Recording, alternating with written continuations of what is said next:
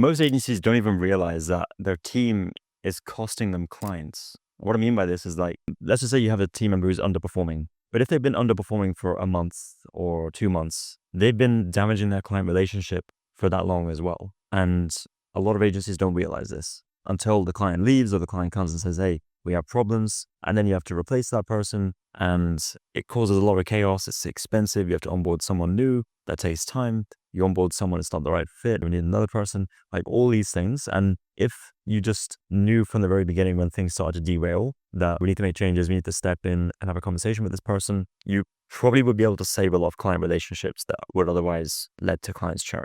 Yeah. I mean, I had two situations in last year where exactly this happened. We had an employee that managed an account, and apparently something that we realized later was that it was poorly managed already from the start. It was a multi-phase project. The first two phases went really well with the people that managed those phases. But then as soon as this guy took over for his phase, everything started going downhill for the client. And me being a founder that's focused on the big picture, I removed myself from a lot of the ground truth of what's happening while still keeping a general pulse of what's happening. But even through the rest of the team and going through Slack, I couldn't see what's actually happening with this guy. Even if I asked, like you can talk yourself out of it. But there was a lot of signals and signs across meetings and Slack. And if you put it on the sheet and check through all of these signs, you would see very clearly that something was promised months ago that is still being promised today, meaning that it was never actioned in the beginning. And if you had a system that could catch that and flag it, we would have known much earlier, and we wouldn't spend months damaging a client relationship to the point where this particular client, we had, the relationship became very toxic because they were understandably frustrated. And that costed us a long-term partnership with them and a retainer and lifetime value that would probably go around 100K USD. In technicality, we lost $100,000, on not catching a bad performer early. That was one of our stories. And we had another thing happening with another employee, not as dramatic, but still we let a person go on for too long, managing clients in a very bad way for, a key client. Well, to me, it was a key client at that point. Yeah, it's obvious to us. You talk to any other marketing agency owner who's doing well, it's obvious. But why don't we pick these things up just in plain sight? Like, why isn't this obvious in the day-to-day? I think it's because people are clever. Like, people want to have their job, they want to get paid, especially if it's a remote environment. It's much easier to cheat a company in a remote environment versus a physical one. When they come in physical, you can just look over and see what they're working on, and it's kind of the pulse is baked into the environment, but the pulse is not baked into a remote environment. And we have to apply systems to do. In our situation, the people talk themselves out of it. It's like, no, I'm working on this, and there's complications which are normal for this type of work. They talk themselves out of it. But if you allow them to talk themselves out of it and basing your judgment on them through that, you're never going to catch them and they're going to stay in a company forever. But if you have a system that shows you that this person has not performed work in X amount of days, period, that's your sign that something is completely off. They're not doing work. To answer your questions, it's just because people are really good at talking themselves out of it. People want to keep their job. Yeah.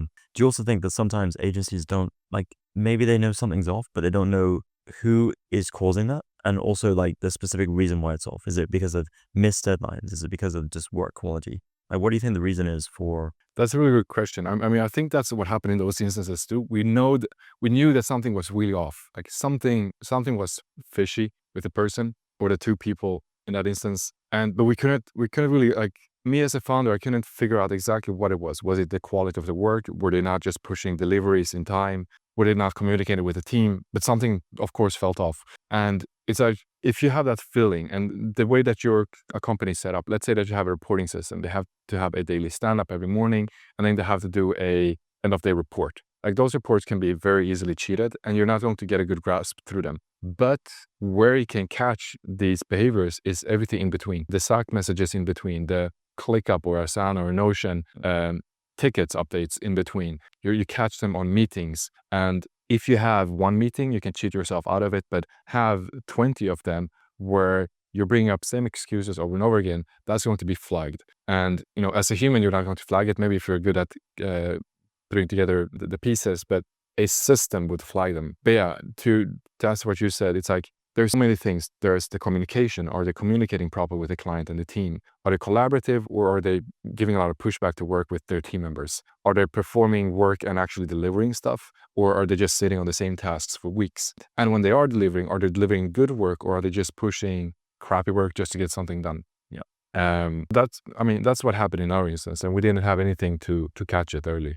Yeah. And I guess it also allows you to separate like the high performers and the standard from those that are underperforming. And when you do have the one-to-ones with the person who's not performing, not only can you come with data and specific examples and reasons that have been pulled by software and AI, but you can also say, well, here's the standard and here's where you need to get to in order to meet my expectations.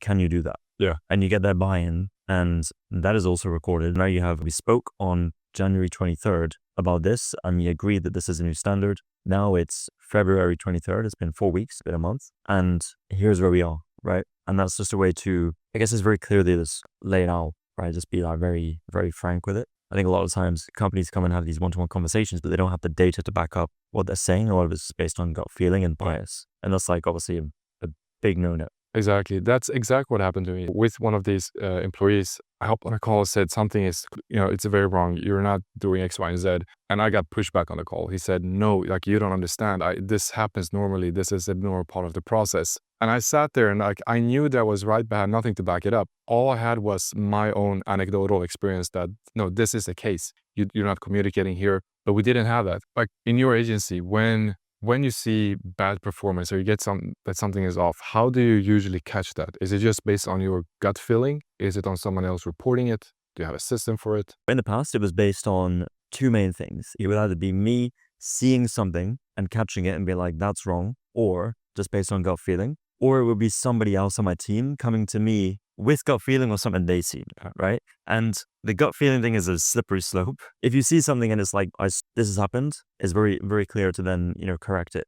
But now we're using Yander, and Yander is something that we built because of this frustration and because it's a requirement. Like, it's not a nice to have, it's a must have. And what Yander does is it plugs into all of our existing software tools, Slack, joins meetings, our emails, our project management system in Notion. It can also connect to ClickUp, Monday, everything, different systems that companies use, but it doesn't access anything that I can't see myself.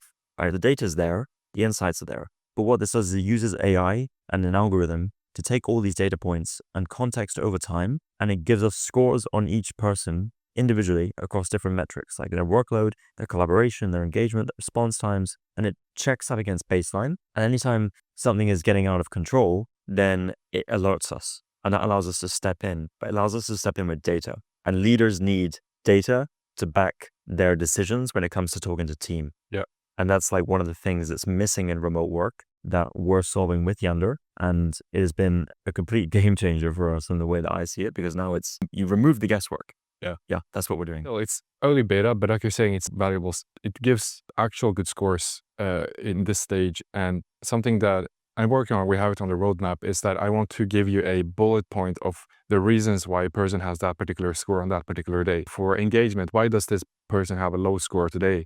And it gives a breakdown that, well, they haven't communicated all morning. Could be a sign that they're out and, didn't report that they're going to be on a leave. They're very clumsy with their reporting. They're giving false numbers. Could be that they're using AI to come up with reporting numbers. Like, we really get that breakdown. That's also more helpful. But yeah, Yander, game changer.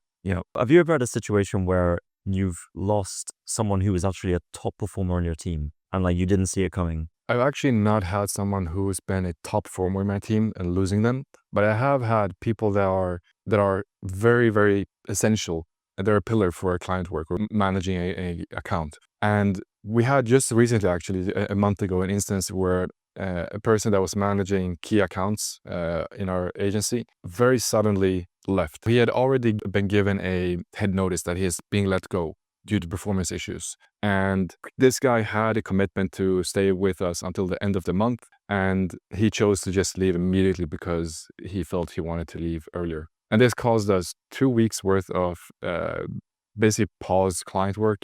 That means the billing, we lost 2 weeks worth of billing. And we had to spend 2 weeks stressing to find a replacement. and bring them in. And the money we lost on that is well around $20,000 between all of those accounts for the 2 weeks that we couldn't build them for. But also the stress that came with it, because a lot of that work also had to be put on other team members who their workload all of a sudden increased and they got more stressed, which made other clients that they managed suffer. And hiring someone new and onboarding them during that chaos was also really bad for the person that was onboarding, because they were being thrown into this fire and like, please figure it out because we lost the other person. A system that could catch this, of course, we would be able to, predict this much earlier. If this person was a person that would be able to just, disappear without notice, we would have been able to avoid all of this, but it happened the way they happened. Yeah.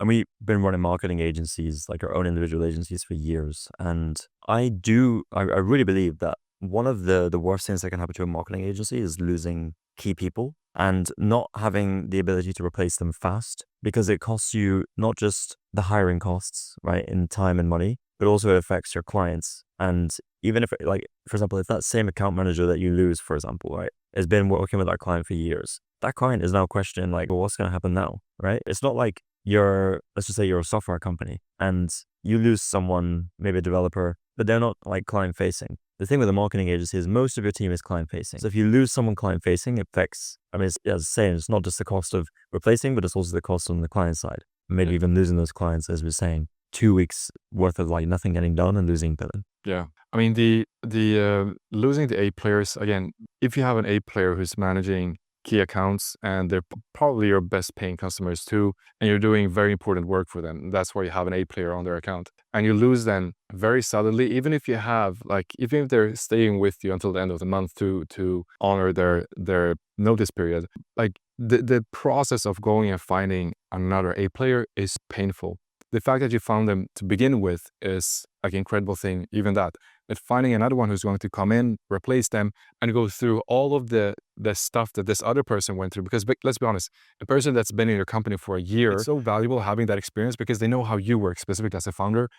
They know how your team works. They know what you guys are driving towards. They know all the pains and how to handle them. They know the upsides and how to handle them. They know all the personalities of the clients. They're an expert at your agency. And bringing someone else in completely from scratch costs a lot of money, costs a lot of time and effort, but also you're not going to get the same performance out of that person as you got from the other one until another year of experience has passed. Yeah. Like something that we're aiming a lot for at my company, Loudface, is that we want to identify who is a player to begin with. But then when we have identified them, we want to make sure that we're keeping tabs of them every single day. And if there's any risk that they are burnt out or they're not happy with compensation, whatever the issue might be, I want to be able to catch it immediately, hop on a call immediately and iron it out, because like doing that is much easier than having to lose them and all of a sudden having to scramble to find a replacement. Yeah. I think the best companies, they manage proactively, meaning they don't wait for something bad to happen to step in and solve the issue, but they rather put the systems in place to begin with to make sure that the issues never happen. And that doesn't mean that they're immune to any issues happening. Of course, problems come up in all companies, but those also have a system to catch those problems early and step in as soon as possible and fix it. It also gives your team the confidence that, like, I'm working in a company, in an environment where I'm protected from too high workload or working with bad clients or whatever issue comes up and whatever worries the team. Another thing I'll say, most companies, let alone marketing agencies, they do not have a bulletproof hiring system always on and always running. And this is something that, I've faced this myself. It's like for your clients, you always have a pipeline, right? It's like we always have a way to get clients, but you should have the same thing for your team, right? The reason why, like to your point, when you lose a key player, the companies are scrambling to find someone. But the best companies have a few people ready to go. They're always interviewing. I think the lesson for companies, and even, something that we're doing ourselves, is how do we have this always on hiring process where, we don't worry, like we have people ready to go. We're actively interviewing, because if you always have to start up a new hiring process and put out a job post, and like you're already weeks behind, because we know how long it takes to bring on good people. And if you're very strict, you're going to need a lot of applicants and do a lot of interviews to find that A player. Yeah, that's basically what we do. Every time we have a new hiring need, we put up a new job post. It's very stressful because it's the same process over again. We have to implement that at Loudface because that pipeline does not exist. Yeah, we need to take our own advice, right? We need to, that if what we're saying is true, and I believe it to be true, that in a marketing agency, the team is the most important thing. In any business, unless you're a one-person AI business, right? The team is the most important. And when you're a marketing agency, the people are technically your product, because if they're doing the work, they're creating the deliverable for the client and they're part of the experience. And I do believe that in a marketing agency, your team is going to make or break your agency, and the quality of your clients are going to make or break your agency. Those are two variables. Then you can talk about systems and everything else that layers on top of that. But those are the pillar of foundations. Just like you would be posting organic content to get clients, and you'd be running ads to get clients, and you'd be doing cold outbound to get clients. You do the same for employees. And yeah, it's something that we want to introduce as well, and have like my department leaders always take one interview a week even, right? Because it's not like we're a small company.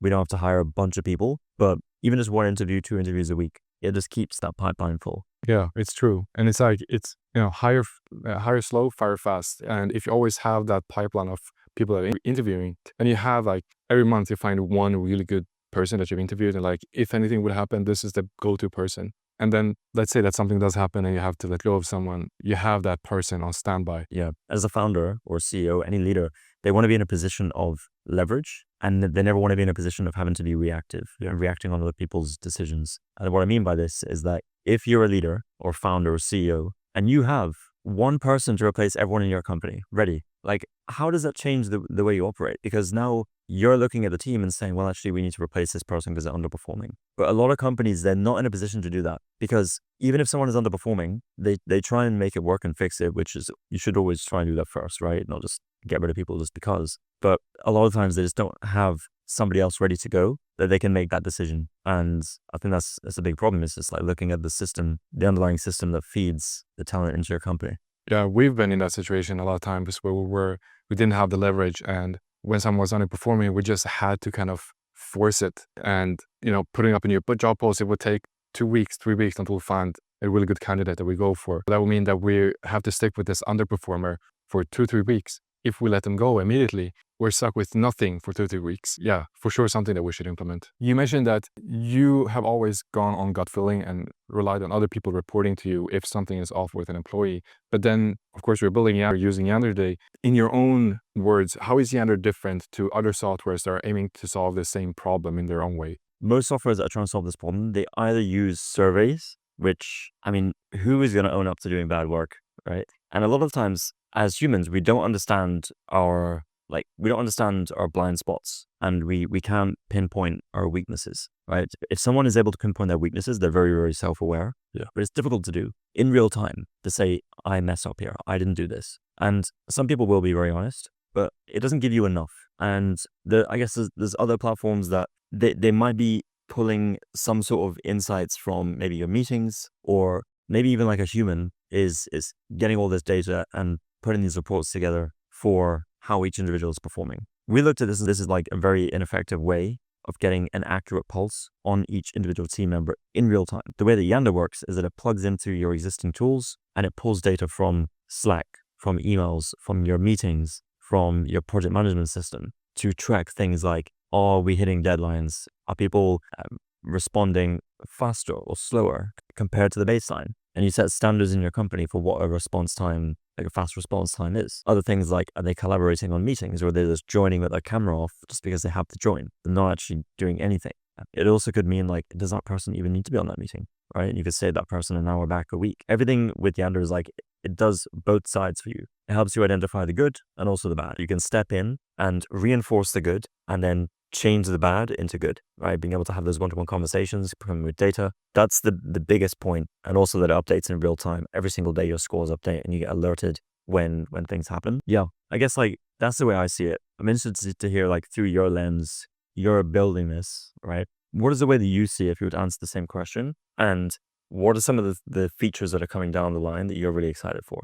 Yeah, of course, building it, being hands-on with how it functions under the hood. How I see this thing work versus other softwares is, like I said, it's surveys, it's self-reporting. But basically, in other words, it's self-policing, and no one's going to self-police themselves to the point where they could lose their job.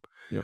But what Yander does is that it looks at things that it's the ultimate reporting tool. It looks at all the things that exists. You cannot tap into anything else in a remote environment. And it gives you an assessment based on all of that data that it has access to and gives you a very accurate assessment. The way that it's built is that it doesn't just give you a score and says this person is highly engaged or very little, but it understands context on how your agency works. For example, you might have an agency where Monday, Tuesday, Wednesday, you have kind of communication downtime just to focus on work. But Thursday and Friday, you have communication time where you talk with each other. But the way that Yander works is that it understands that context and it won't score your team unfairly because it understands that, well, during these 3 days, they won't communicate.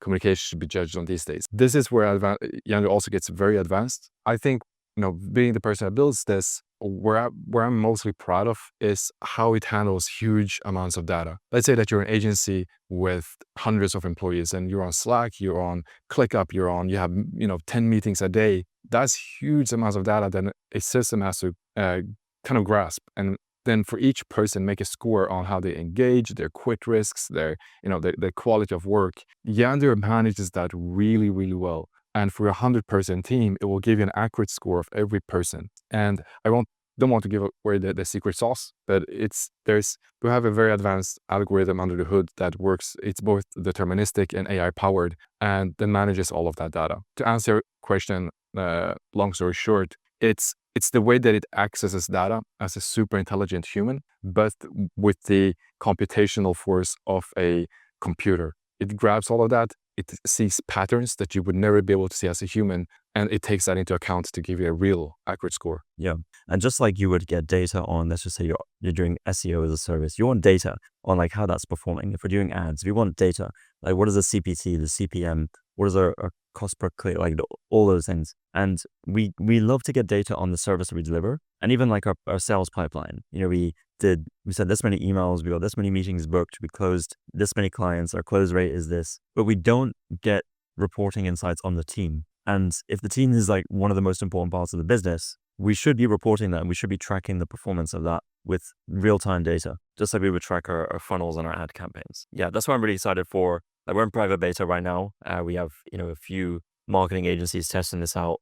People are pumped, and I'm really, really excited to release this publicly, that you can see the power of this. Like I haven't seen anything like this. And you were saying you were looking for a solution just like this for your agency. And this is how Yander came to be, is because we looked at this and we're like, we don't have this and we want this. So we built it for ourselves, and now we're rolling out to other agencies. Just use some backstory. Like I've been searching for a solution for this like ongoingly. I just checking Google, asking Perplexity, just, hey, is there any new tool that does this? And there never is. There's like few of them, but all of them use the same approach where it's like self-reporting. And some of them even try to do, connecting to tools and just give you what someone said today. But it's also thin. And like in Loudface, I try to rebuild some kind of version of this where we basically base data based on how often a task is completed in Ocean. But that also gives you, task completions and when someone updated a task, and it didn't do it justice.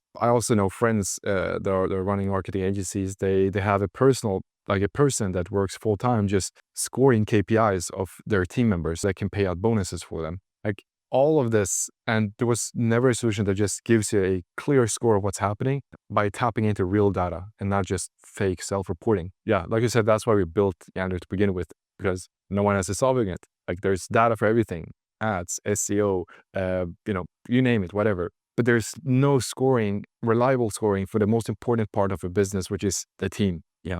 To me, that's surprising that no one has sat down and said, we need to solve this problem. Yeah, super exciting stuff. Head over to yander.io and join the waitlist. At every time we're recording this, we're on waitlist, but maybe if you're watching this in the future, it's already publicly launched. Go and check it out, plug it into your agency, and yeah, you just might be surprised with what you see.